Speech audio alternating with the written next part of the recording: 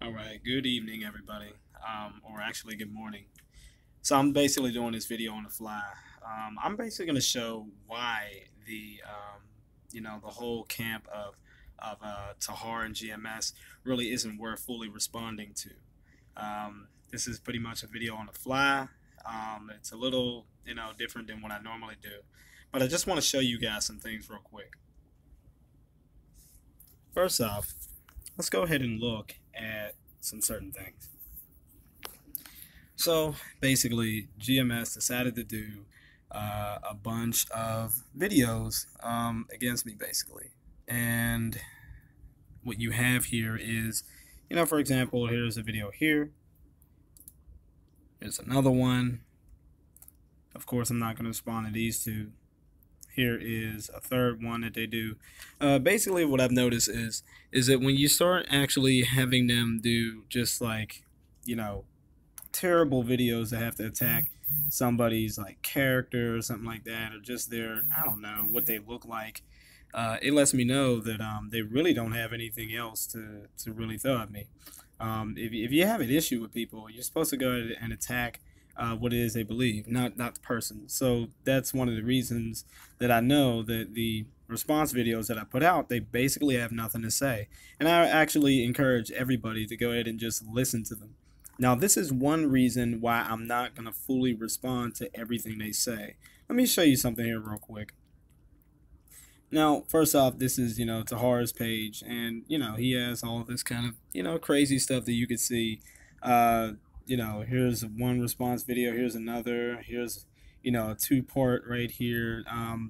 Let me show you why I'm not going to fully respond to this stuff. I'm just going to show you one snippet here.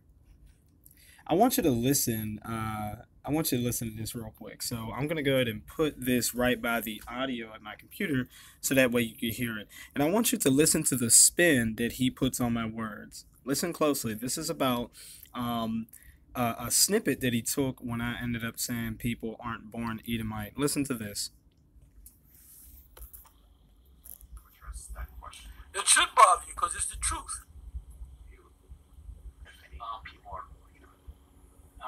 No one is born Edomites.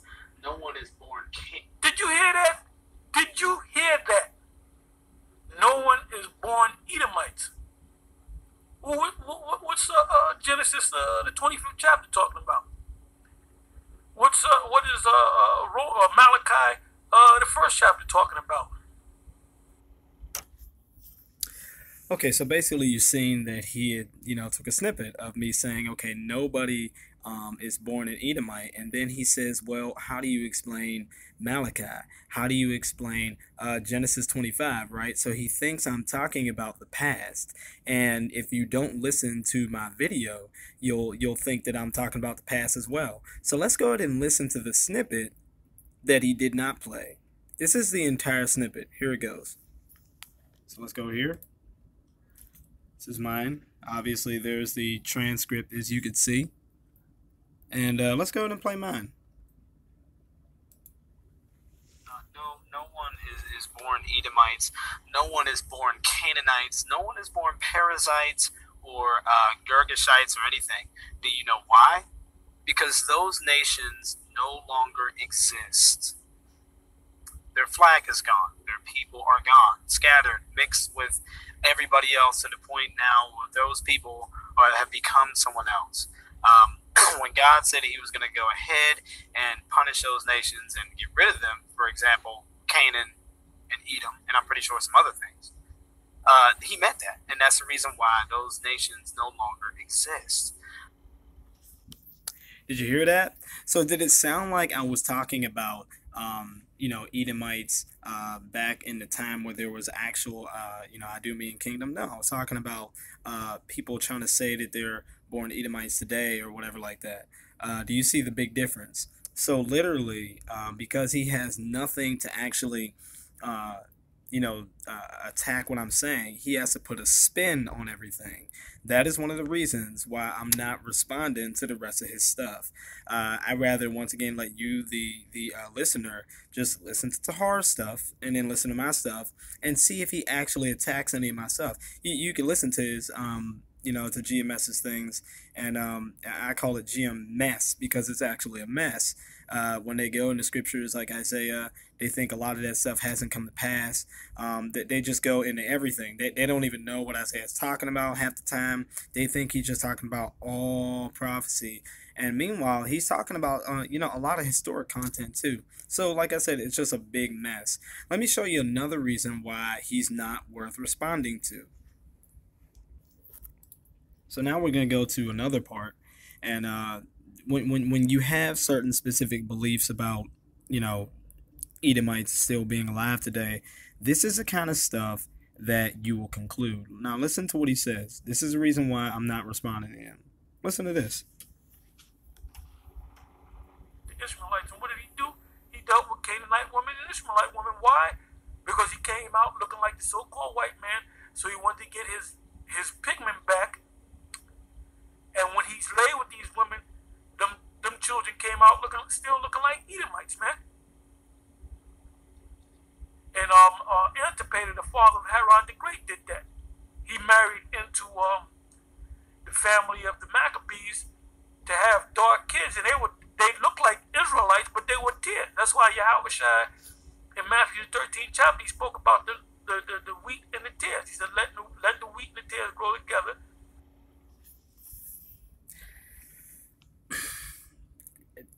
Wow. The wheat and the tares were about Edomites being the tares and Israelites being the wheat. That's what he's saying that the wheat and the tares is about. Not only that, but he actually knows why Esau actually married Hittite wives. He actually knows why, because he wanted to get his pigment back.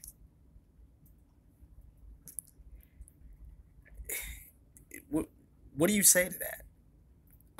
This is the reason why, a lot of his material is just not worth responding to. It's a silly notion. You have to put your mind into the mindset of, the context of those days. That's the reason why anytime I'm reading the Old Testament, I try to put myself in an ancient Near Eastern context. And when it comes to the New Testament, I try to put myself in a Second Temple Judaism context. These writings that they have actual context. For example, I think there's in a Psalm, I'm not sure if it's Psalm 78, Psalm 93. There's a Psalm somewhere where they actually quote the Baal cycle to show how God is the conqueror of the sea creatures of chaos. Why are they quoting the cycle of Baal in Psalms? Why? Because that's their mindset back then. It didn't mean that they believed in that stuff. Like I said, they're just totally unstudied. They have no clue what they're, diving into when they dive into these texts. It's totally absurd to think that Esau wanted to get his pigment back, so he married Hittite women. Meanwhile, that just goes against what Josephus said. If I forget where the quote is, but in Josephus's works, he says, that they were born twins. And, the only thing that they differed in is that one was hairy and the other wasn't. That means everything else about them was the same. This includes their skin pigment. It's just that simple.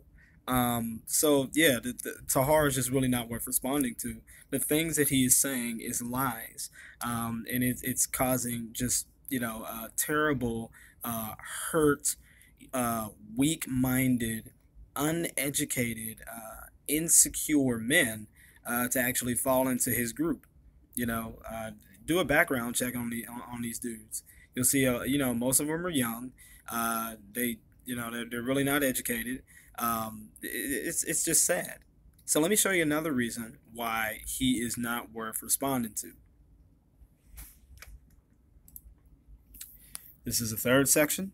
And once again, I just want you to listen to what he says. Matter of fact, I'll also put up the transcript here. And, okay, yes, he's talking about Obadiah. And, it's only has one chapter. He's on the 17th verse. And listen to his interpretation of why Obadiah has not come to pass yet, even though it was written in 800 BC. and how it needs to come to pass. I want you to listen to this. But upon Mount Zion shall be deliverance, and there shall be holiness, and the house of Jacob shall possess their possessions. 18 verse. And the house of Jacob shall be a fire, and the house of Joseph a flame, and the house of Esau you Edomites for stubble. And they shall kindle in them and devour them, and there shall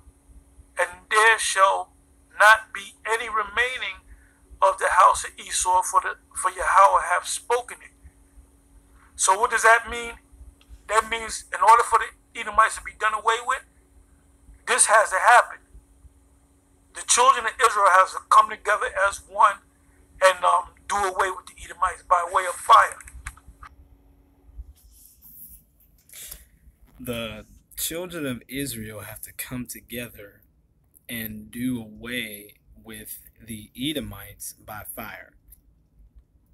That's his interpretation of Obadiah.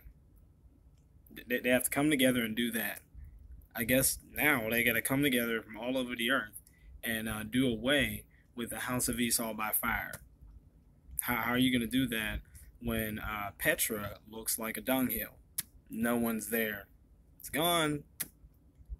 And meanwhile, there's no context anywhere in the book of Obadiah stating that Esau is somehow scattered all over the world and they have to do this. No, the way that Obadiah speaks in 800 BC is that Edom is still an actual place there, right? So here's another issue. This young man, I don't know, they call him GMS, faithful till death, sadly, unfortunately. And I want you to listen to him. Now, this guy ends up looking at a lot of verses in here that has a lot to do with the word Idumea. And he pulls some Isaiah. Remember, he's written in 740 BC, right? Dates then. And he talks about, oh, there's going to be, my curse and judgment. Meanwhile, we know that all that stuff already happened. Matter of fact, let me show you something here real quick. I'm going to go ahead to here. When you actually compare Obadiah to Maccabees, First Maccabees 5, verse 2 through 5, and all the rest, you'll see that this stuff has actually come to pass. We all know the Maccabees that happened in the 2nd century. I mean, look at what it says here in verse 28. It says, hereupon Judas and his host turned suddenly by the way of the wilderness unto Bozrah. And when he had won the city, he slew all the males with the edge of the sword and took all their spoils and burned the city with fire. Obadiah chapter 1 verse 18. And the house of Jacob shall be set afire, and the house of Joseph aflame, and the house of Esau for stubble, and they shall kindle in them and devour them. And there shall not be any remaining in the house of Esau, for the Lord hath spoken it. What do you do with that? And like I said, there's a whole bunch of other stuff that it says as well. You just compare verse 19. I mean, it marks these things. But yeah, you can definitely look at it yourself. Just go ahead and compare First Maccabees chapter 5. Read the entire thing, and then just compare it to Obadiah chapter 1, which is, only one chapter anyway. Put them side by side and read them, and you will see things stand out that are undeniable. Now let's get back to here. Let's listen to what this guy has to say. This is not what this is not what So Real says. Okay? But then you guys might say, oh, well, that's the new, though. That's the Old Testament. Hey, the scriptures say I change not. The Lord don't change, man. So you can get out of it. We can keep it at that. But we'll get it in the New Testament as well. Because during the time of the New. Now, what you just heard him say was, well, you know what?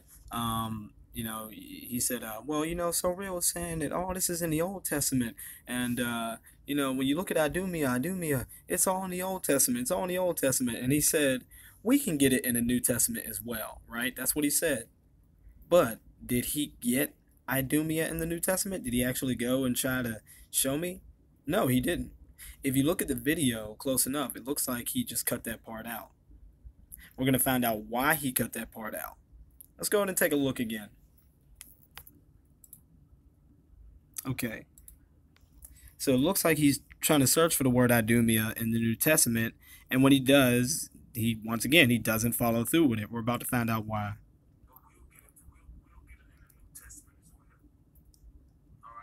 He searches for it.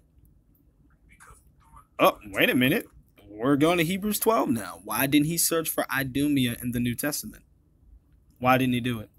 Here, let me show you why. Okay. I'm going to go to Mark chapter 3. This is what it says. This is Mark chapter 3. Mark chapter 3, verse 7. Jesus withdrew with his disciples to the sea, and a great crowd followed from Galilee and Judea and Jerusalem and what Idumea? Interesting. And from beyond the Jordan and from Tyre and Sidon. Oh, wow. Okay. When the great crowd heard all that he was doing, they came to him.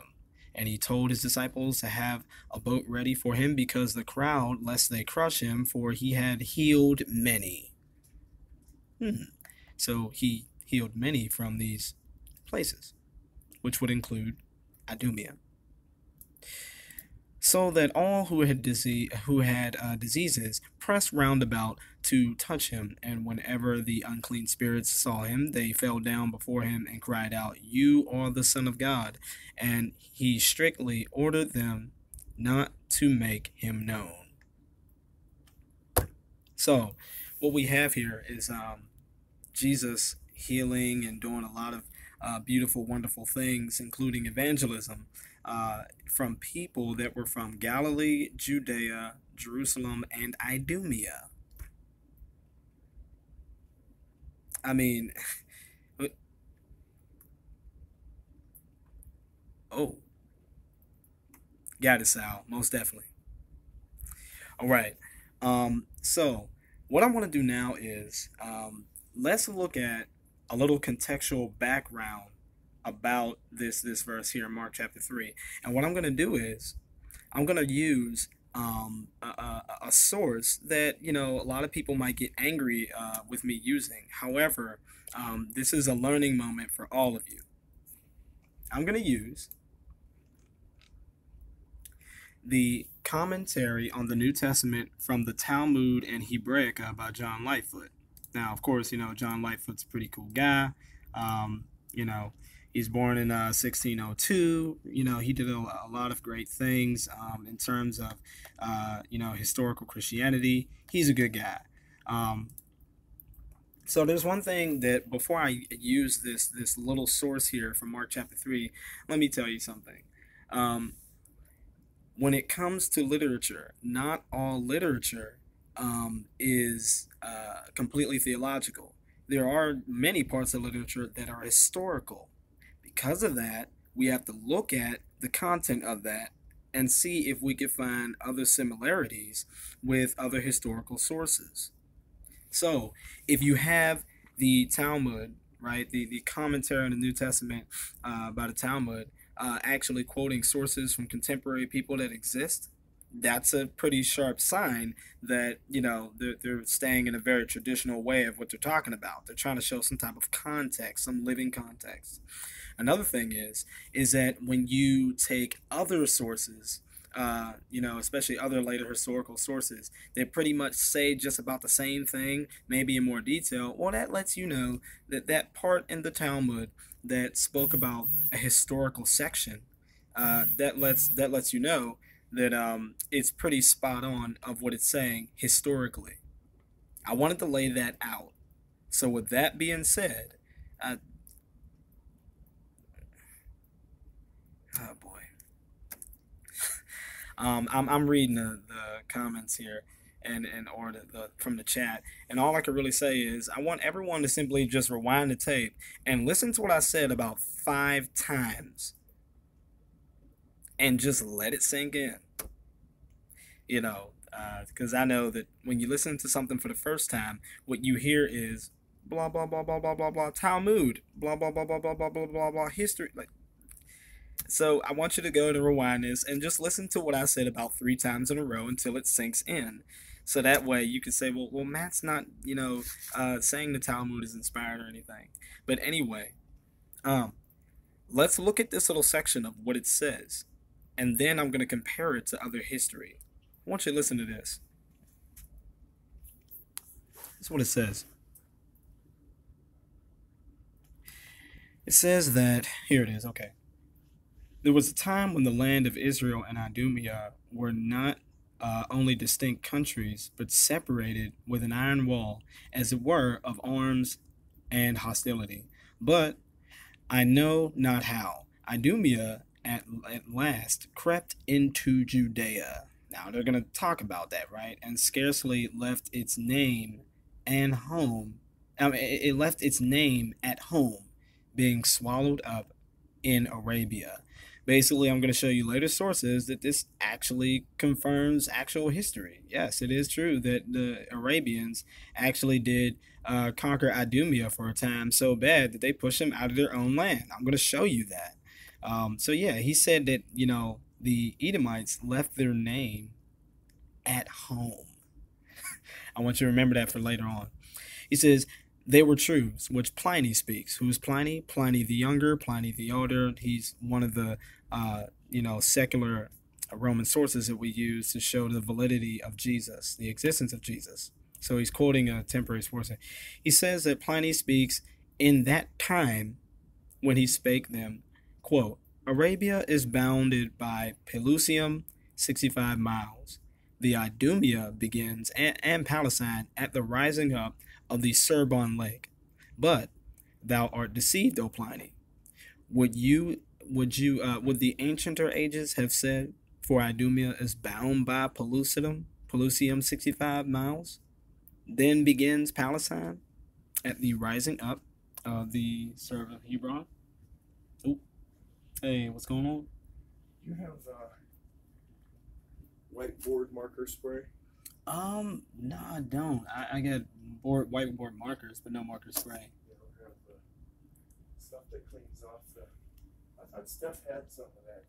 Nah, I don't have any of those. No. Okay. No problem. Right. So, let me go ahead and continue. So, at the rising up of Cerbon, listen to this. We are beholden to Strabo. Now, of course, Strabo, he's, another historian. He's another guy that I definitely like to look into. He's a good dude. And he's from that time. We are beholden to Strabo, for we know the reason of the transmigration of that people and of that name. So, what we have here is they're saying, okay, the Idumeans they crept into Judea because they scarcely left its name at home, being swallowed up in Arabia. And then down here we have, for we know the reason of the transmigration of that people and of that name. And then after that, he says that Strabo says, this is quoting Strabo now, he says, the Idumeans and the lake of Cerbon take up the farthest western parts of Judea. And next to Cassius, the Idumeans are Nabateans. I want you to figure out why he's saying that. Why is Strabo saying this? I'm going to tell you why a little later. Well, I'll give you a preview now. He's saying that the Idumeans are Nabateans for 2 reasons. One, because the Nabateans, who were Arabs, they actually pushed them out of their land, right? And, this is the reason why that they crept into Judea, right? Also, we have them saying, that they transmigrated, right, into Judea, right? That people and of that name. Who's that people and of that name? Those are the Edomites. So that's one reason why that they're saying that. And secondly, he's saying that the Idumeans are Nabateans is because now all of a sudden that area that once was Idumea, now it's set up as a little kingdom of Nabateans. So that's the second reason why he's saying that, because the land was conquered by the Nabateans. Now listen to this. Listen to this. Now there's a semicolon here, right? Now this is afterwards. It says, but being cast out thence by sedition, they joined themselves to the Jews and embraced their laws. Now, time out. Who were the people that joined themselves to the Jews and embraced their laws and were cast out by sedition? Those would be the Idumeans, the Edomites. Here, let me show you. I will show you two ways. Here's way number one. This comes from the Jewish Virtual Library. It says this, when I'm talking about sedition now. Listen to this. Edom's participation in the destruction of Judah aroused the great anger and strong condemnation of poets. Psalm 137, Lamentation 4, Lamentation 22, and prophets. Isaiah 34, right? The place that, GMS got quoted, which is to be dated to this period. Jeremiah 49. Oh, and Obadiah. Obadiah, who prophesied, the early 2nd century, right? Even though he was written in the 8th century. Of Judah. The anger and condemnation continued in the following generation in the prophecies of Deutero-Isaiah, basically Isaiah 63. It says this, Edom too was subject to destruction in the 6th century BC. Nomadic tribes infiltrated Edom and exerted pressure on the Edomites, who turned toward Judah and settled in its southern region. This settlement was long known in the Hellenic sources as Idumea. So yes, it is true that once again, that it is true that they were actually conquered by the Nabateans and they were pushed out of that land, right? And whoever was left there, well, according to Maccabees, they actually became Jews. Let me show you the second way.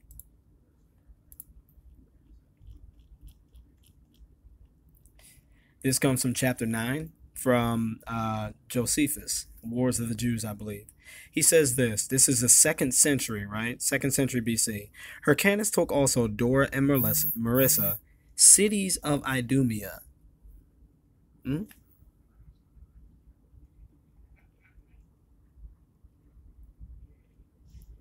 Just a moment.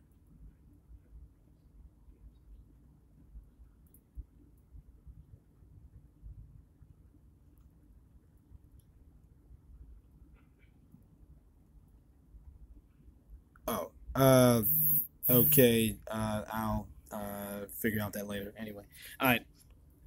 So listen to this. It says this. Hyrcanus took also Dora and Marissa, cities of Idumea, and subdued all the Idumeans, and permitted them to stay in that country if they would circumcise their genitals and make use of the laws of the Jews.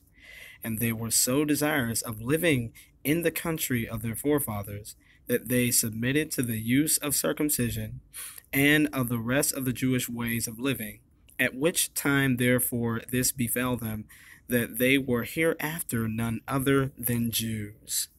That's very consistent with the series that I did called, I forget what it's called. It was called, it was something about pastors, a lesson for pastors. And basically I showed that circumcision is what makes you a Jew. So it's consistent with the other 12 passages found in the Old and New Testament as to why Josephus would say that they're now Jews after they're being circumcised and keeping the laws. He said, okay, well, you're Jews now. That's consistent with the other 12 passages in the Old and New Testament. So they were literally Jews. So that goes to show that the Nabateans pushed them, out of their land, and so some crept into Judea, and finally in the 2nd century, John Hyrcanus basically, slaughtered a good bit of them, and then from there, all the rest, he gave a choice. You either become Jews or you die. This also fulfills a prophecy of Amos 9:12. I'm going to go ahead and read that. It says this. Amos 9:12, that they may possess the remnant of Edom and all of the heathen which are called by my name, says the Lord, that doeth this. So now we have Obadiah and Amos kind of talking a little bit about what happened here historically. Do you see how all this is lining up? So with that being said, let's go ahead back. And you know what? I want to show one more thing here too. Here's another source. This comes from BibleHistory.net. It says, you see, from 550 BC to 400, the Edomites were overrun by Nabatean Arabs who ransacked their territory. Although Petra was inhabited by others up until the time of the Crusaders, that's 10th century AD, conquered it. Afterwards, the city was completely deserted to jackals until being rediscovered by archaeologists in the late 1800s. Trying to see if there's any other things that I need to address. Let's see. Did we play this one? Yeah, we did. Okay, that pretty much shows everything that was needed to be addressed. Just only one more. Oh, you know what? I wanted to show you just one more thing, just to kind of rub in a little extra historical credit here. Now, this comes from Livius.org. Livius.org is, once again, another site that I use. Like I said, very traditional, very historical. This is what it says. While Edom was conquered in 553 by King Nabonidus, he proceeded further to the south, to the Arabian town Tema and beyond, eventually reaching Yatribu, which is modern Medina. It is possible that the story was more complex. From several sources like the Bible and an Austration, and from Arad, we can deduce that after 586, the Edomites infiltrated southern Judah, and it is possible that Nabonidus' action was directed against the Edomites. He may have discovered that the Edomites were, in their turn, under pressure from the Nabateans. This is a speculation, but it may explain why he proceeded to Tema, and why, in the end, we found the Nabateans living in what had once been called Edom, and why the Edomites moved to southern Judah. It was once called Edom, now it's called Idumea. So the final thing I want to do is I want to go ahead and finish reading all the rest of this stuff. So this is the last part. It says this. Everyone knows that the land of Edom or Idumea in the Old Testament was, but is not the same in the New. And if that old Idumea retained its name, which it scarcely did, but was swallowed up under the name of Arabia, then by way of distinction, it was called Great Idumea. Idumea the less, or the new, is that which we are seeking. And concerning with St. Mark, which St. Mark speaks, no small part of Judea, so called either from its nearness to Idumea, properly so called, or because of the Idumeans that traveled thither and possessed it, and that became proselytes to the law and manner of the Jews. Oh, so he's acknowledging what happened in the Maccabee period, how Edomites became Jews. Such a one was Herod. Oh, so he's acknowledging Herod, he actually, was circumcised and became a Jew. Herod Ascalonita. When, therefore, it is said by the evangelist, which is Mark, that, quote, a great multitude followed Jesus from Galilee and from Judea and from Jerusalem and from Idumea, he speaketh either of the Jews inhabiting that part of Judea, which at the time was called Idumea, or at least of the Idumeans themselves, who inhabited it, being now translated into the religion of the Jews, in other words, them becoming Jews now. Concerning the country now contained under that name, we shall speak by and by. Following first, Pliny's footsteps a little from the place where he sets out his progress, namely from Pelusium. I don't know how much more clearer that could get for you. I really don't. You have an early source talking about the distinction, you know, of Idumea like this. And they're talking about uh, the background of Mark chapter 3, verse 8. Or verse 7. What is that? Yep, Mark chapter 3, verse 8. And yet, just from a surface level, Jesus is healing and preaching the gospel to these people. People from Galilee. And also, the original and full name of Galilee is actually, get this, Galilee of the Gentiles. Look it up. Galilee, Judea, Jerusalem, and Idumea. So it seems that Jesus doesn't have a problem with healing and blessing and preaching the gospel to Idumeans. Neither did Paul in Romans 16, verse 11, where you had Herodian, which he calls his kinsman. Probably kinsman by conversion, or kinsman by family. Either way.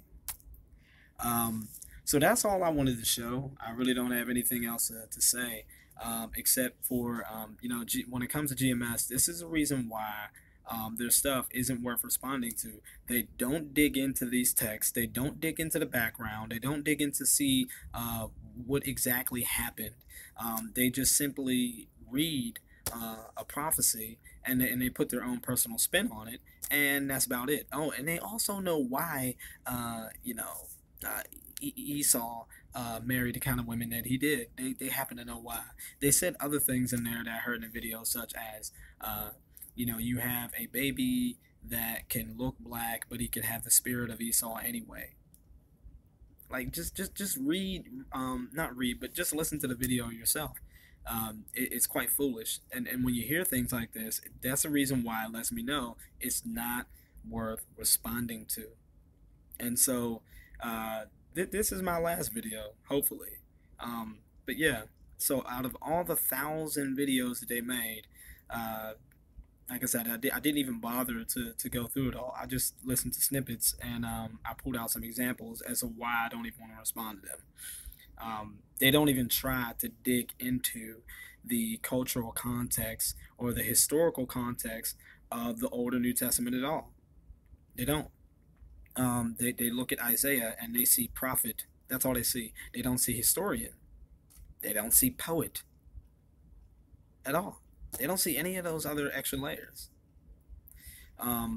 There's a lot more things I could say about Isaiah. Oh man, let me shut up. All right, y'all. I'm gonna go and go. Peace and blessings.